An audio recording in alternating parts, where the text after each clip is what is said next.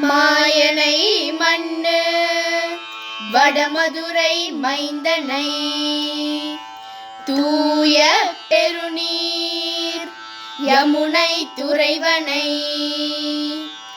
ஆயர் குலத்தினில் தோன்றும் அணிவிளக்கை தாயை குடல் விளக்கம் செய்த தாமோதரனை தூயோமாய் வந்து நாம் தூமலர் தூவித் தொழுது வாயினால் பாடி மனதினால் சிந்திக்க போய பிழையும் புகுதருவான் நின்றனவும் தீயினில் தூசாகும் செப்பேலோர்